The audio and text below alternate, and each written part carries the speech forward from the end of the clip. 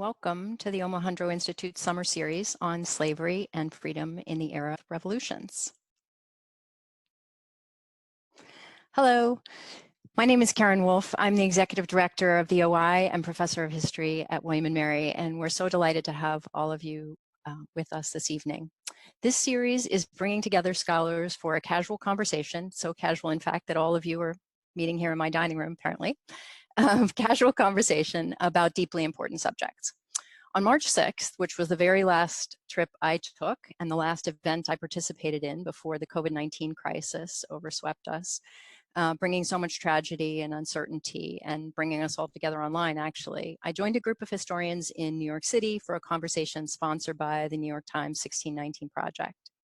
We talked about slavery and the American Revolution, but we also talked about what we know, how we know what we know, how what we know has changed with new information and perspectives, in short, the process of historical research and analysis. That process and the evolution in our understanding of the past through research and intensive exchange is what we call historiography. So, the body of literature on a historical subject. I want to thank Nicole Hannah-Jones and Jake Silverstein of the 1619 Project for having faith in that conversation and for believing in the idea that for ordinary people who are interested in history and reading history, historiography is a quite important concept. So we're bringing that same emphasis. Let's share some insights into what we know and how we know it, historiography, to this summer series. And thinking about historiography, we're going to bring together a pair of scholars for each of these events. And tonight we're going to be talking about the history of early abolition in the 18th and early 19th centuries with two fantastic historians, Chris Brown and Paul Polgar. I'm going to introduce Paul and Chris to you very, very briefly, and then get out of the way and let them just chat. I'll come back in about 45 minutes to take some Q&A and to pitch those to Paul and to Chris. You can enter the Q&A down in the Q&A box. You can also do it in the chat, but Q&A is a little easier for us to keep track of. Let me also remind you that the OI has made a lot of this scholarship available, freely accessible, and I will post, or someone will post the link in the chat box that you can just click and follow. This is a list that we created for the 1619 Project event, but that we have added to over the previous months. So Christopher Leslie Brown is Professor of History at Columbia University, where he's also served as Vice Provost for Faculty Affairs. He was an NEH postdoctoral fellow at the OI, and among his numerous publications are the book we're talking about tonight, Moral Capital, Foundations of British Abolitionism, which was published by the OI and UNC Press. And it won 4 major prizes, including the Frederick Douglass Book Prize from the Gilder Lehrman Institute. Paul Polgar is Assistant Professor of History at the University of Mississippi. He was a postdoctoral fellow at the OI, and his first book was just published in 2019 by the OI. You're going to see a theme here. Standard Bearers of Equality, America's First Abolition Movement. We're so delighted to have you two in conversation, so I'm just going to step back and enjoy this for quite a while now. Well, thank you, Karen. Thank you for organizing this. Thank you, Paul, for joining it. Paul, thank you for your wonderful new book, which I'm looking forward to talking with you about, maybe asking you some questions about. But you know, we've been asked to talk a little bit about historiography, which is certainly one of my favorite subjects. The subject sometimes leaves people's eyes to glaze over. But it matters, at least in this sense, that what we know about any subject is a reflection of what people have learned about it before. And history is not a fixed thing. It's something that is constantly evolving. Like our colleagues and the scientists are constantly making new discoveries. We're engaged in the same exercise in one way or another of revisiting old questions, identifying new materials, doing new things with them. I don't know if you had this experience. I'd be kind of curious, but when I first started to work on anti-slavery on the British side, I had more than a few very wise people tell me there was absolutely nothing new to say about that subject. It had already been done, and I shouldn't bother, and that I should find something else to write about. So I actually, I'd be curious to start there, because your wonderful new book deals with an era where there has been a fair amount of writing about anti-slavery, really good writing. And yet, as I made my way through it, smiling and underlying and starring things, there's all these things in it that I did not know. So let's maybe just say a little bit about that just to start. Yeah, and thanks, Chris, for starting the conversation. I want to thank Karen too, and the Institute for inviting me for a terrific series. I'm really looking forward to the upcoming panels as well. And thanks, Chris, for your kind words about my book. Certainly, your book it's been a really important one for me in comparing British and American abolitionism in this period. And I hope we get to some of those issues. I would definitely echo everything Chris is saying about historiography. Certainly in the classroom too, it's something that I and I'm sure other history instructors attempt to get across, right? History is dynamic, it's changing.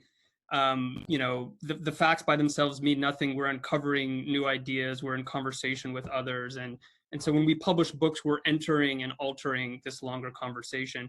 Now, when it comes to the American side of the Atlantic, Chris, I mean, I would say that I didn't have quite the same challenges that you faced, because I think on the British side, and you can certainly speak to this, there's actually a much longer, more established historiography than on the American side.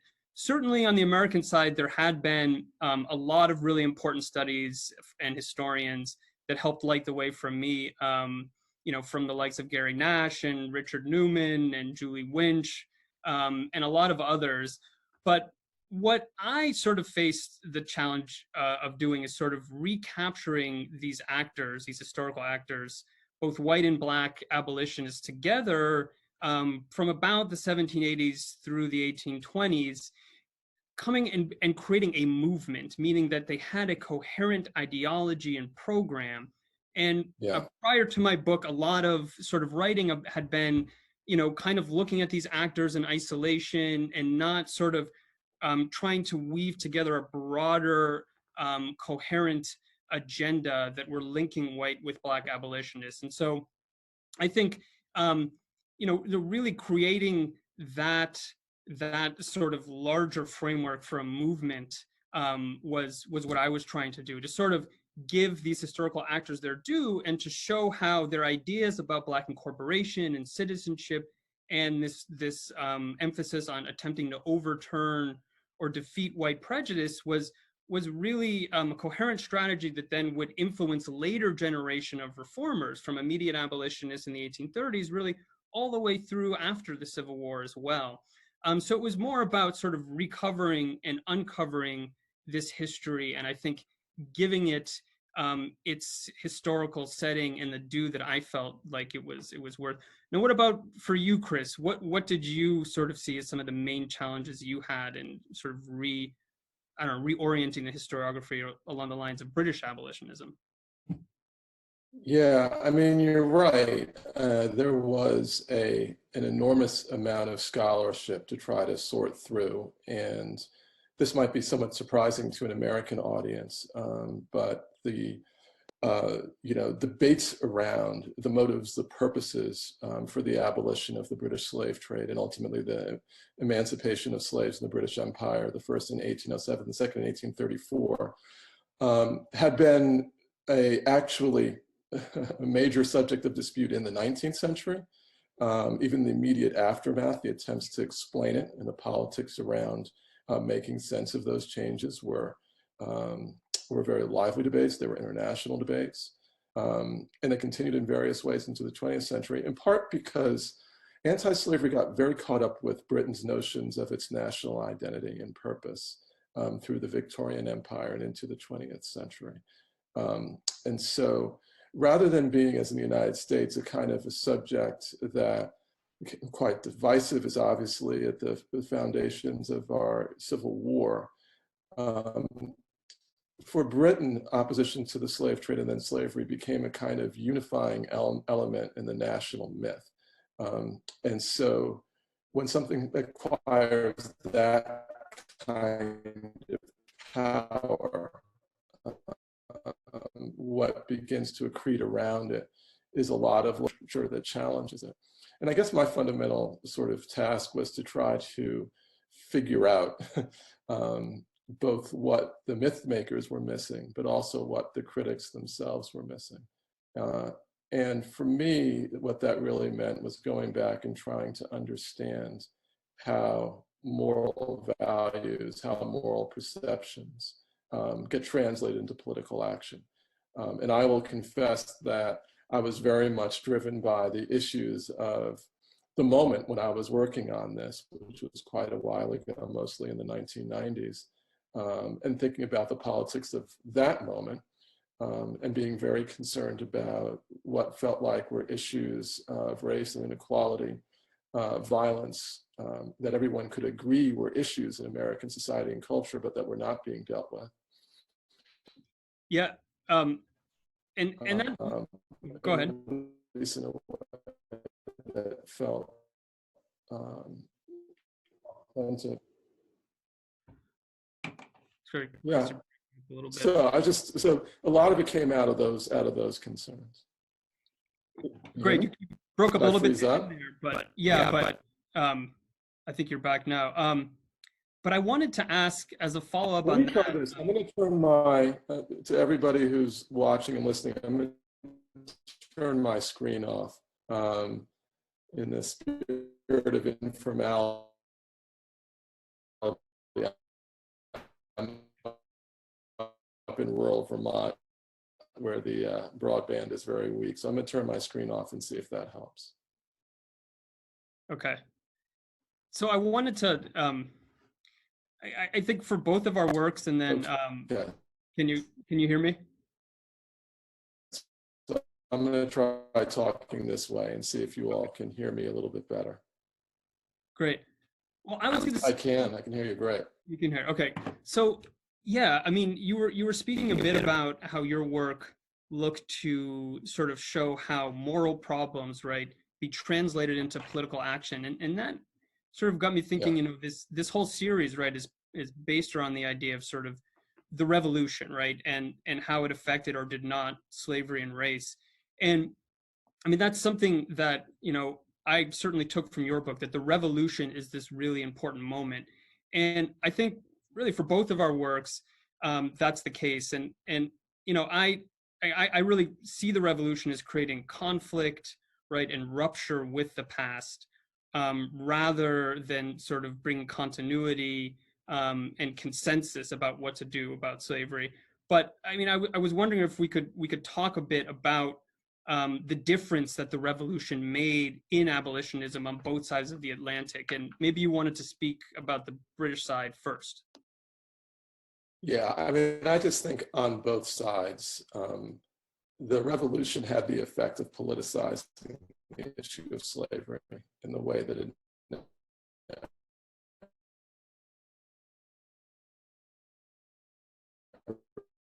been before. And I think that's really, in some ways, you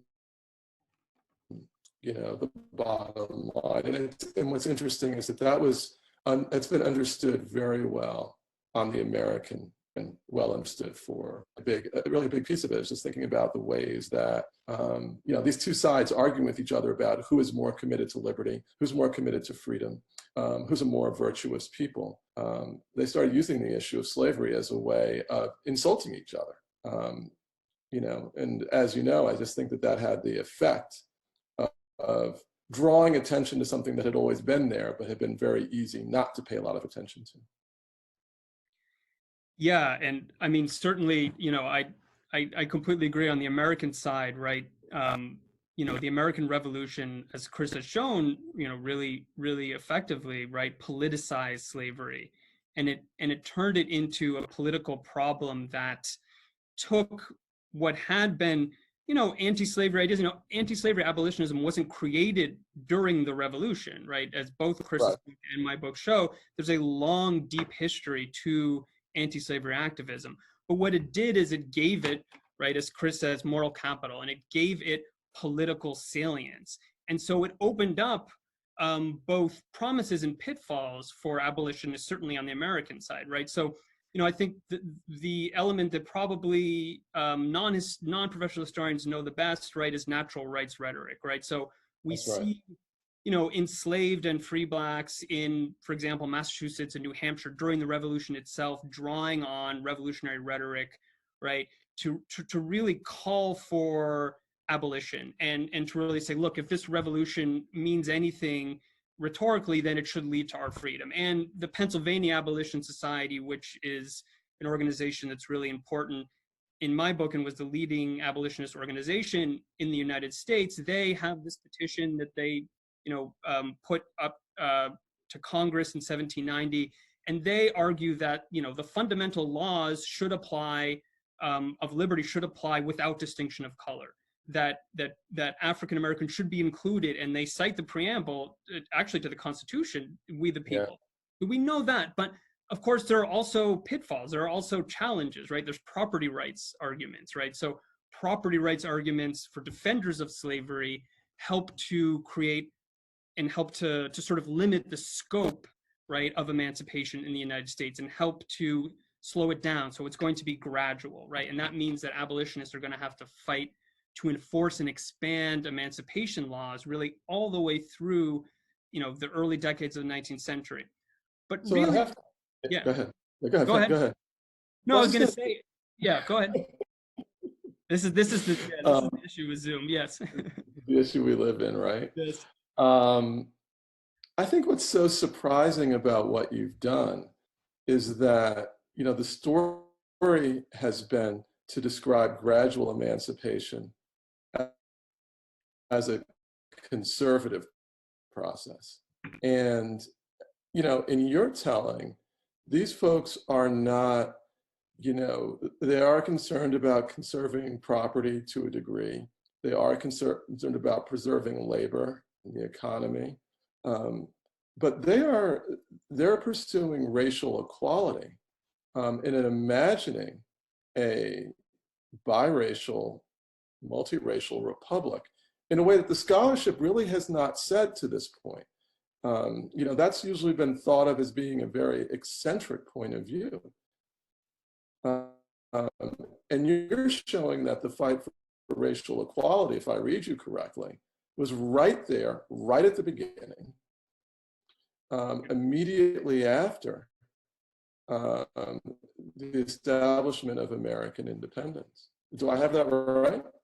Yes, you do. And I think, again, this gets at, and I'm really curious to sort of talk about this and maybe open it up more in Q&A when we talk about both connections between, again, the American and British side of the Atlantic and, really different problems. So yes, I mean, my book argues that, right at the center of abolitionism from the beginning of the nation's founding was this program attempting to incorporate African Americans into the Republic as citizens and attempting to achieve basic civil and civic equality. Certainly, a lot of that comes out of the philosophy of the revolution, but I'm very careful in the book to show also that it is a response to the roadblocks that were put up in the way of abolitionism that I see as, in a sense, a peculiar. It's not exclusive to the United States, but it is especially strong in the United States. Now, what is that? Well, that's this ideology of republicanism. So in the early United States, this idea of creating a republic, you need a virtuous, informed citizenry that is engaged and is going to ultimately be the lifeblood of this new nation. And so the defenders of slavery draw on this because they have to defend slavery for the first time, really structurally for, since slavery had emerged, right? There had been. That's exactly right. And it's worth emphasizing for everybody that folks could largely take slavery for granted as an institution up into the Revolutionary era. So part of what's happening in this period is something that that colonists, the wealthy, the property could simply treat as a matter of course. They couldn't do that anymore at the end of the 18th century.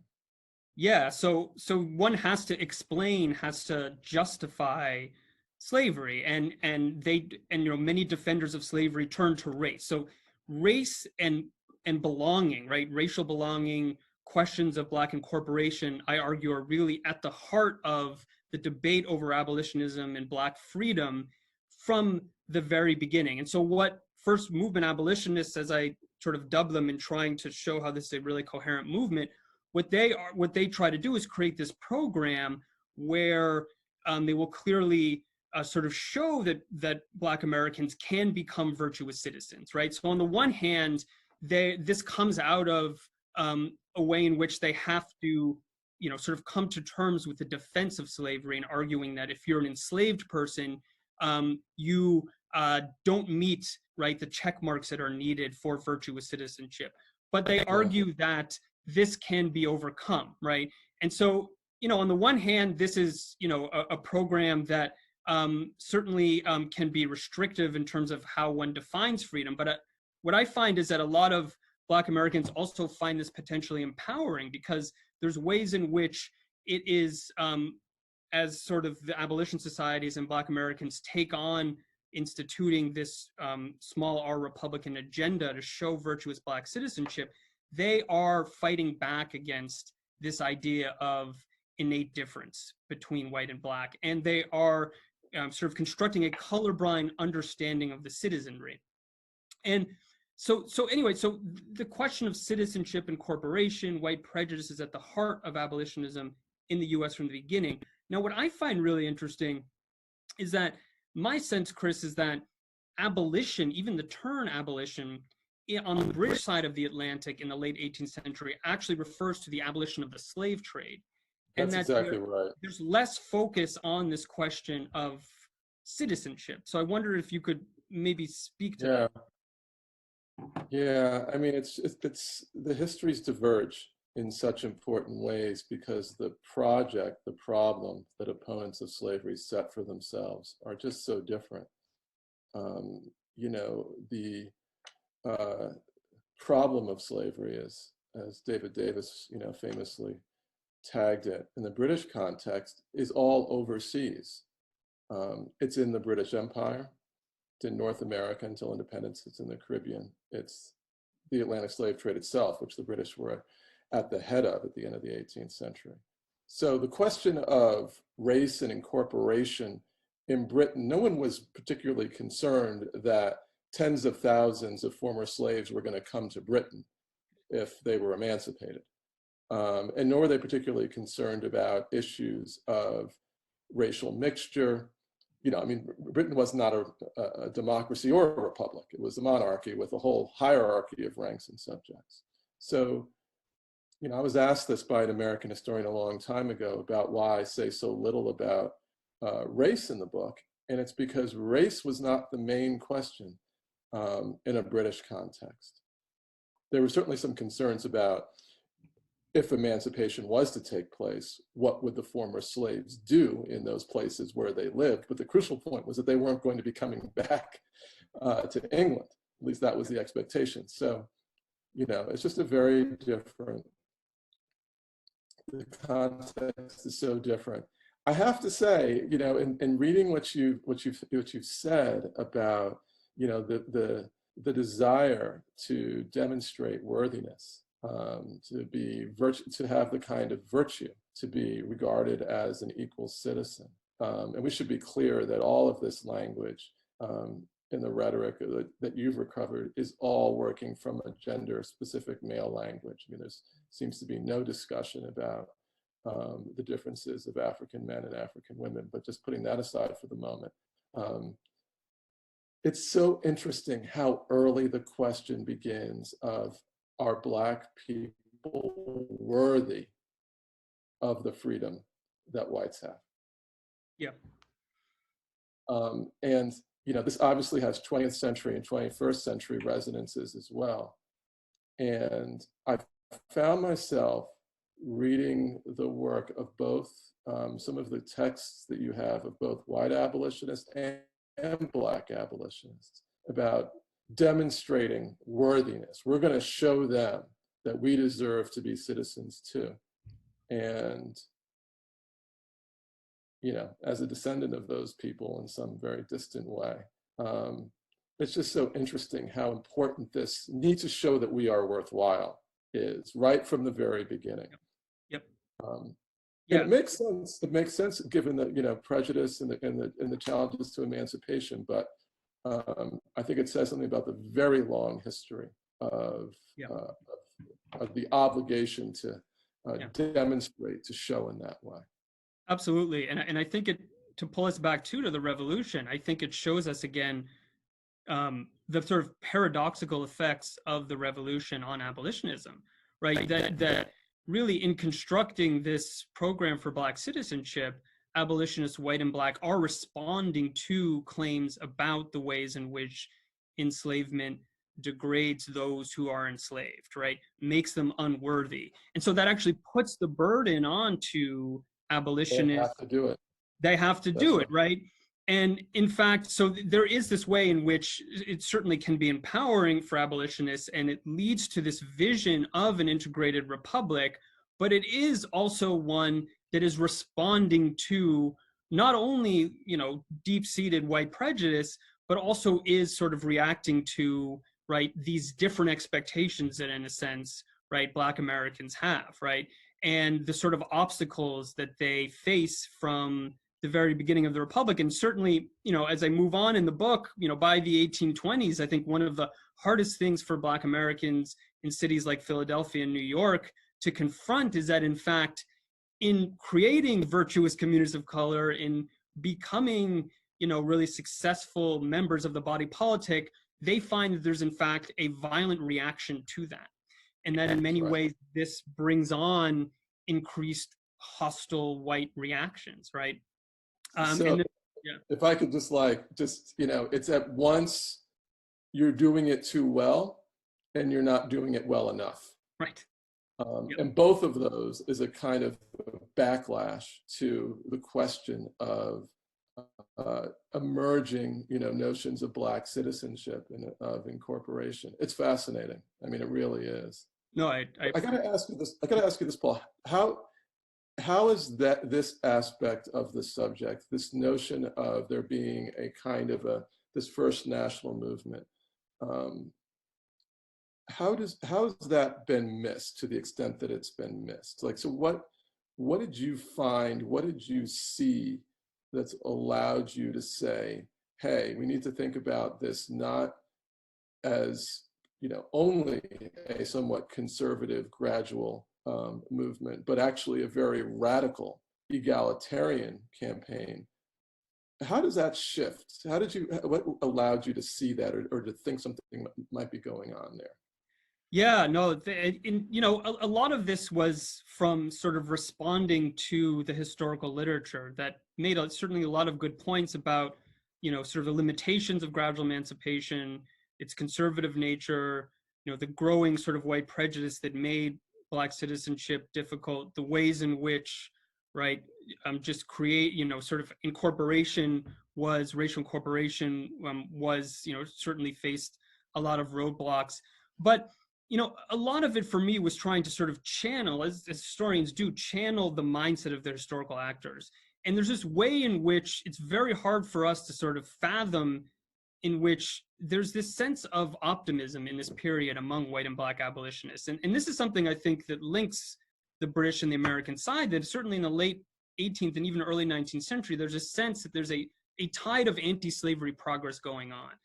Gradual emancipation statutes, they certainly, are not complete, right? And they have their shortcomings, but it's putting, it's increasing exponentially the free Black population in the United States. The abolition of the slave trade abroad, certainly in Britain, the abolition of slavery, right, in the French Caribbean, the real tangible gains for Black Americans in the Republic, the creation of free Black communities, Black churches, Black mutual aid societies, small but growing free Black commercial class, and this sort of larger intellectual philosophy of sort of Enlightenment reform, this idea that, American, and really not just American, but British and Atlantic society can be remade, that slavery is a relic of the barbaric past. So all of these factors sort of come together, and I think they give agency and a sense of hope to these white and Black abolitionists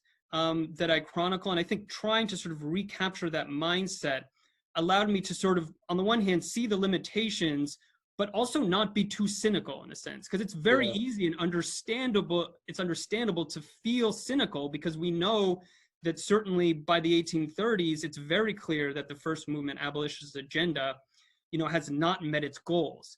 But from the historical actor's perspective, there certainly was not only a lot of promise with this program, but real tangible gains that I think buoyed them, right? That really, gave this foundation for their sense of accomplishment and really supported their optimism. Because I wanted to ask, yeah, go ahead. I just jump on that really quickly. It's so hard to write in a way that doesn't reflect or is not overly influenced by knowing what's going to come next. Yeah. And part of the problem for the story of the first movement folks, as you call them, is that they run up against all kinds of obstacles that that bring a lot of disappointments, but then get overshadowed by what comes in the 1830s and after. And even for those of us who do this for a living, it's so hard not to read and think the history backwards, from what we would like to have happened later or what we know happened later, and then look back at an era earlier and say, how did these folks get us there, or why didn't these folks get us there? Yeah. I'll say more about that in a second, but one of the things that I'm so struck by and so impressed by is that, I've used the phrase, I think you've used the phrase too, that, the gradual abolitionist attitude set slavery on the road to extinction in the North, right? So that once you're on the road, that's where you're going. Yep. And there's a kind of inevitability to it. One of the things I love about what you've done is that you show emancipation in the North is hard work. I mean, it's day-to-day work of legal challenges and appeals. And, there's just a kind of a daily fight to make sure that people who have, by the standards of the laws, who have earned their freedom are receiving it, and those who are free are getting their full rights. And this is what abolitionists did on a day-to-day basis. And it's so short of emancipation in a broad sense that it's somewhat easy to be dismissive of it. But reading your work, you get a sense of just how much of it on a day-to-day way, how much work they had to do. Yeah. On the other side, I'll just say that one of the great challenges of writing about the British abolitionists was a kind of overfamiliarity, especially if you grow up in Britain, if you are British. Wilberforce, Clarkson, Ramsay, Equiano, Granville Sharp. We know who those folks are. We know that they did yada, yada, right? And a lot of the work I had to do was actually defamiliarizing them so that I could understand them better. And, this is the work that we all do in different ways, which is, revisiting things that if you just twist it this way or you look at it this way, you see something entirely different. Yeah, Chris, and I'll just say, that's certainly one of the many things I really appreciate about your book is, the sort of question you asked, right? Is sort of, moral ideas, right? And sort of changing in ideological beliefs don't by themselves create change, right? And this question of how change actually happens, right, forces us to look beyond just questions of sort of intellectual or ideological beliefs, right, changing moral values in and of themselves. And doing that opens up, of course, a very complex history, which, certainly your book for me has done better than any other book I know. I think really on abolitionism, certainly before the Civil War.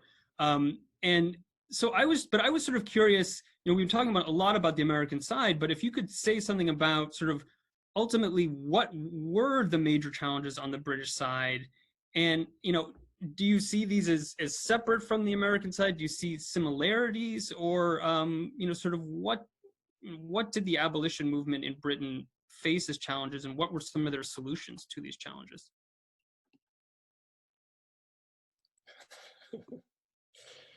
Whether I can give a short answer to that, I very much doubt. And anybody who's seen it knows there's like a 500-page answer to it, which is outrageous. I think that one thing that the American and the British cases share is a kind of an awakening that we don't look as good to ourselves and to others as we thought we did. There's a real tendency, particularly in Britain, not only to offshore slavery and the slave trade, but to offload it onto other people and say, to the extent that there is a moral problem or that there is a kind of icky aspect to this, that's those folks over there. And, at the most basic level, the change is the recognition that, oh, that's us too. And what I find just so interesting about that kind of discovery is that it always seems so obvious in retrospect. Oh, of course we're all implicated. Of course the nation is implicated. But I think it only takes a little sort of thinking about recent events to see the ways that one can be shocked into the discovery of something that you always knew. And I think that's, part of what happens, at the end of the 18th century. And, I've always thought that understanding anti-slavery in Britain is about understanding how the British needed to think about themselves, even more than how they thought about Africans or Americans, and so that it's very much of both individually and collectively. I don't like who I am and who we are by being, tied up in this system. Yeah. And I really see, I don't want to be ahistorical, but, I see, so much relevance to Chris's book here in terms of sort of the questions he's asking, right? Of how you have these ideas and these reform movements and then how they gain greater currency in a larger discussion to what's going on right now, right? In our own historical moment. But to pull us back into the late 18th century, and again, I think just to re-emphasize the way I see it, this is something that both Chris's book and mine really share, and that is the centrality of the American Revolution in this shift, in giving greater salience and relevance to abolitionism. Now, this doesn't mean, as I've been talking about, the American Revolution on the American side of the Atlantic certainly put up a lot of roadblocks in the way of abolitionism coming out of the revolution and its ideology and the pace of emancipation, but it also helped to sculpt the agenda of first movement abolitionism and brought a lot of change. And certainly, right, on the British side, Chris, could you imagine, British abolitionism achieving the goals it did without the American Revolution? The answer to that is no. I just don't think there would have been a movement at all. Or at least not in that moment and not in that way. Maybe something else, but the way that it happened, that's how it arose.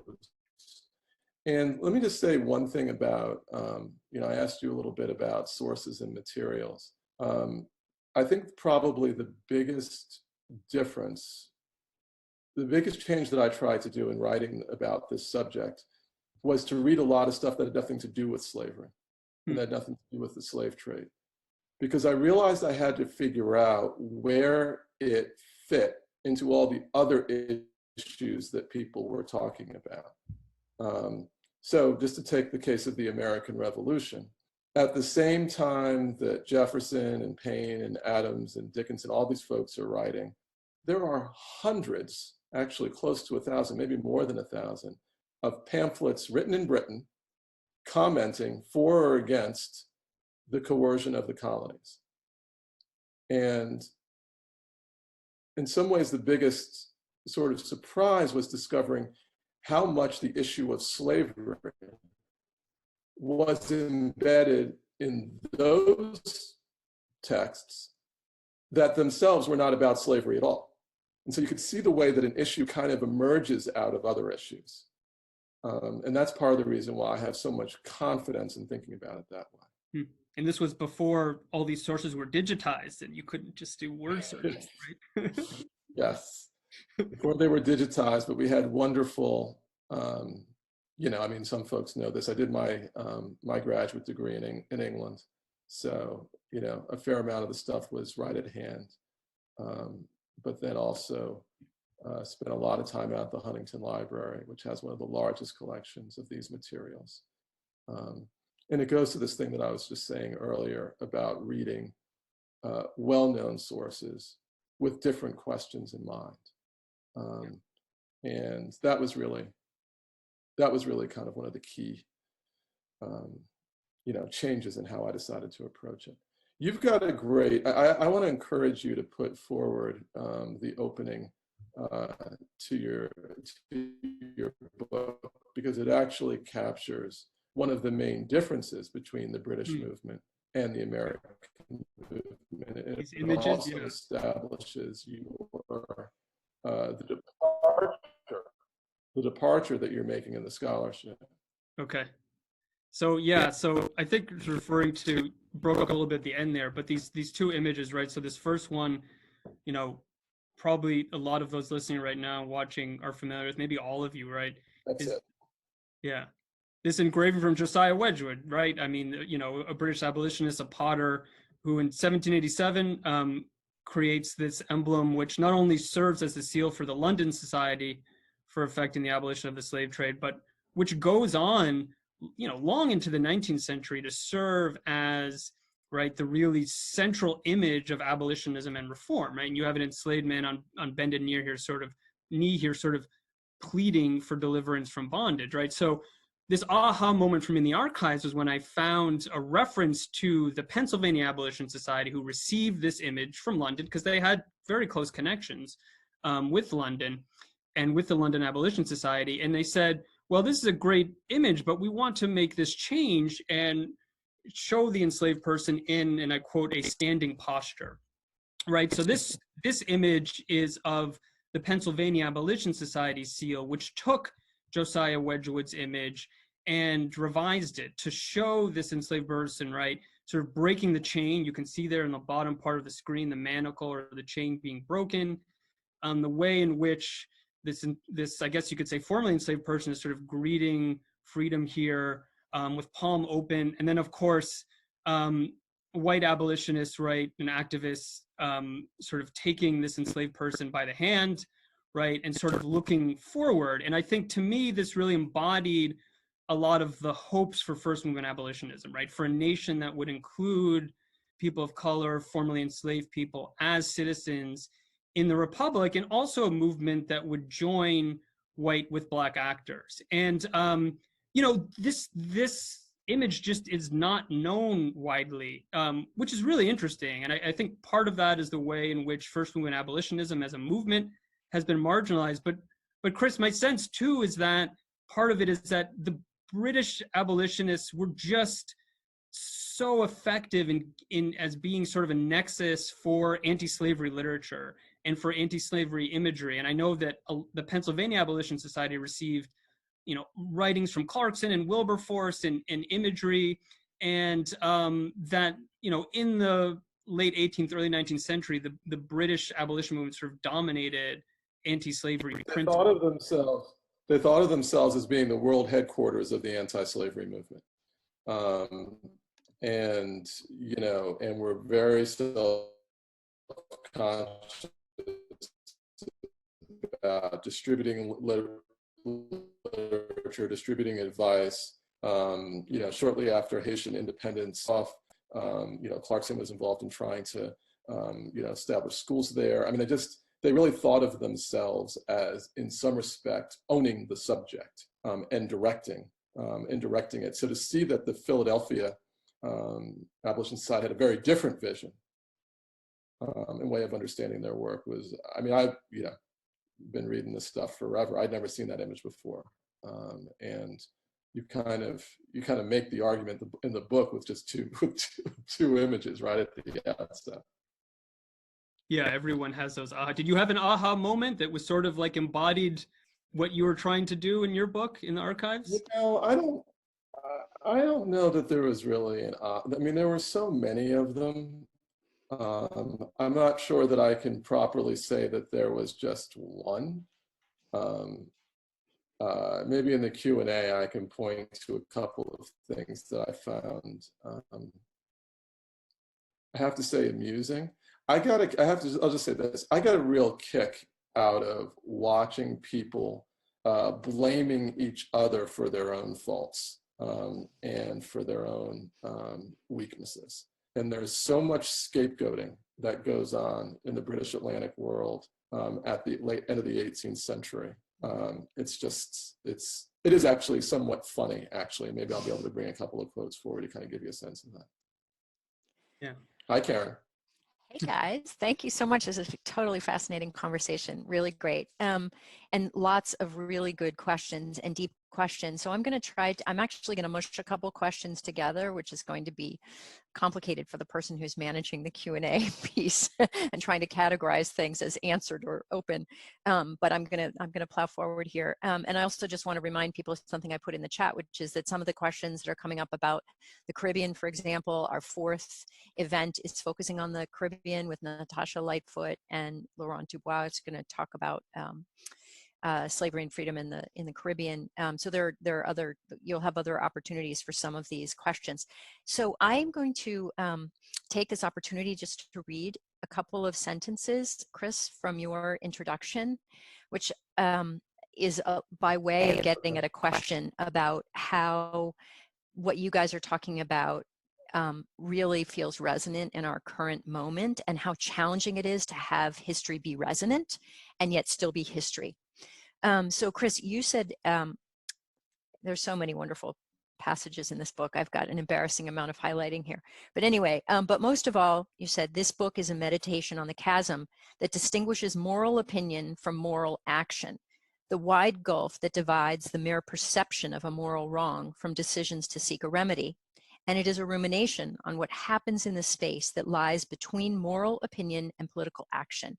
What happens when moral purposes figure in political choices, and when political actors, in turn, make use of moral causes. That's such a powerful passage, I think. And I think you guys were talking about this reading backwards and thinking about the history of what could have been, as well as how do we find the history of our own moment.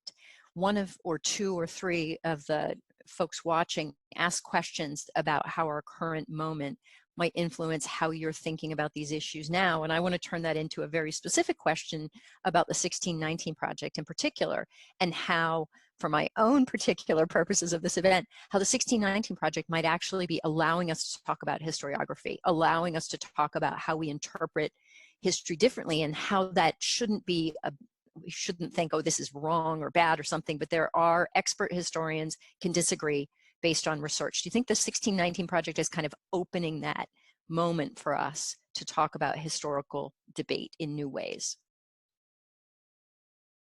Yeah, I agree with that, Karen. I'm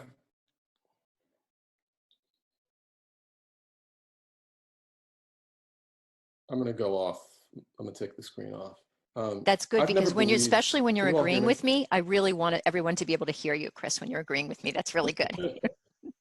Am I okay right now? You're great. Yep. Okay.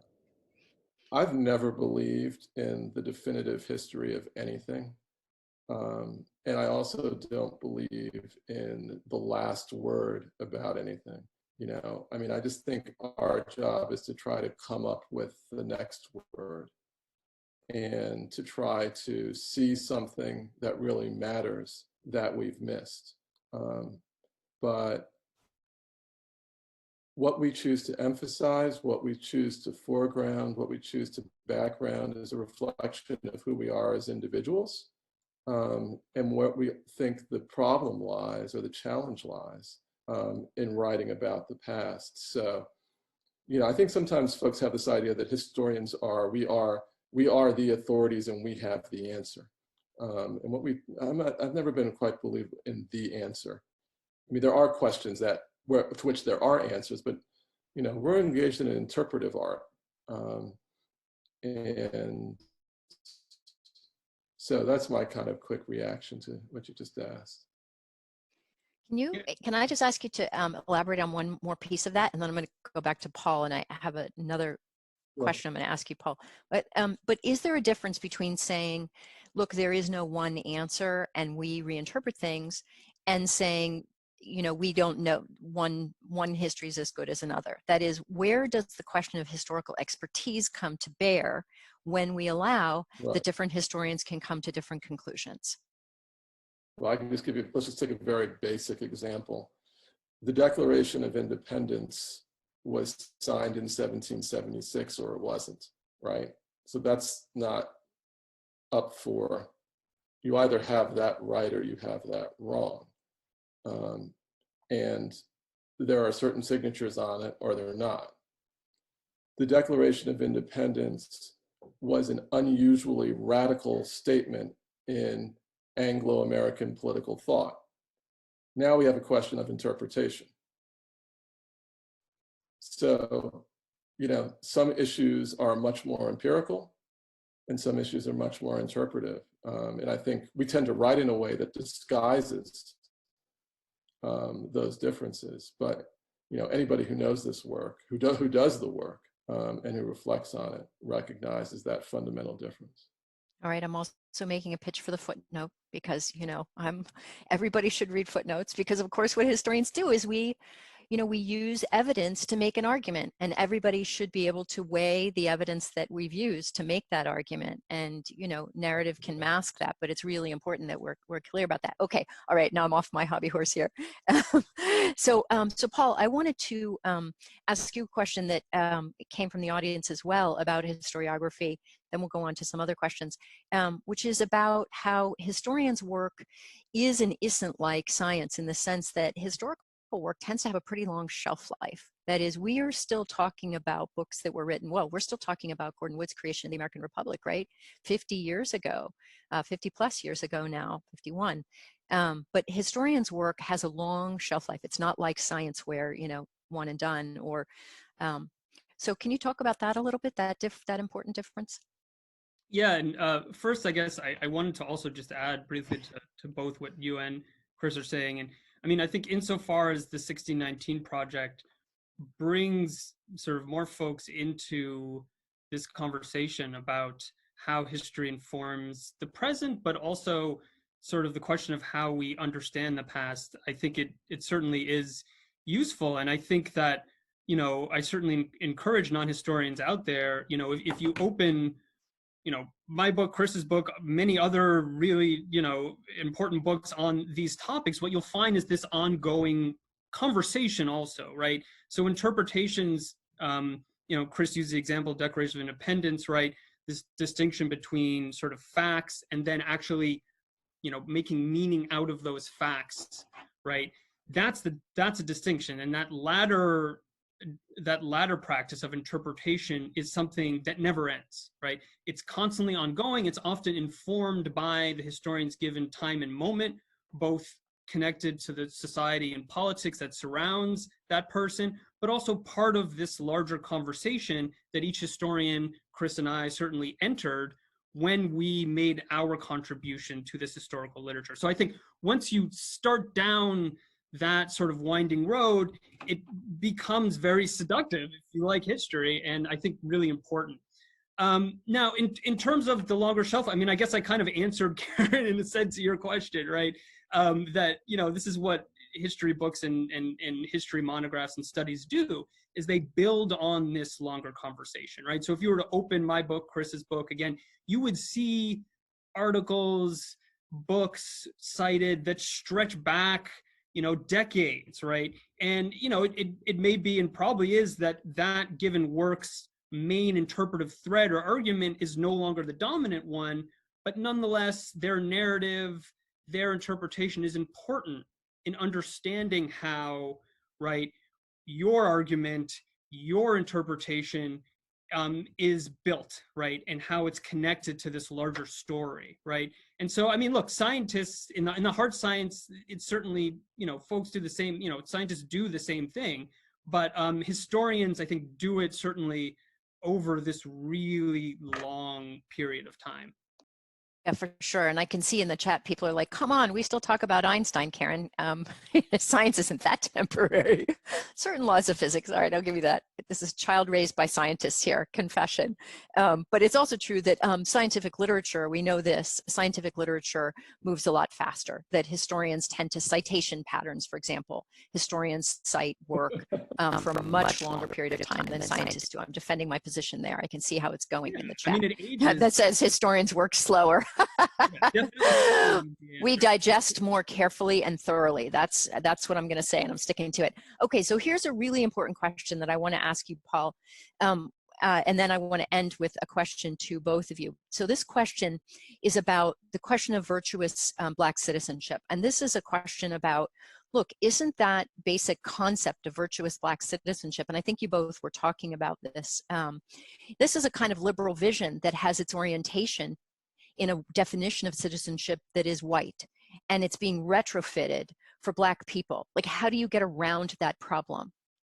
Yeah, I don't see it as white. My historical actors didn't see it as white either. I think we see it as white, again, teleologically, right? Because we see what happens in the years after the revolution. We see by the 1820s and 30s that certainly citizenship has become hardened and connected with whiteness. And we see that Black exclusion has become more solidified and hardened.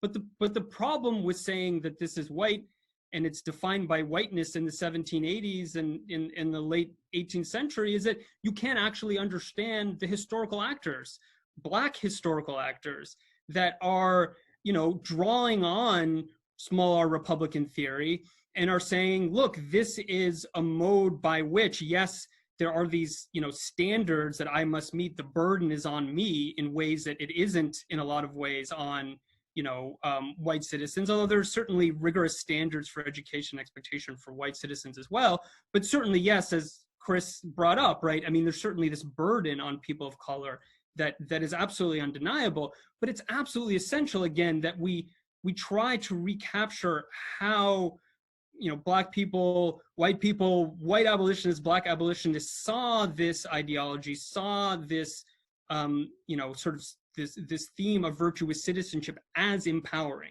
because it would, they believed, allow them to transcend racial arguments.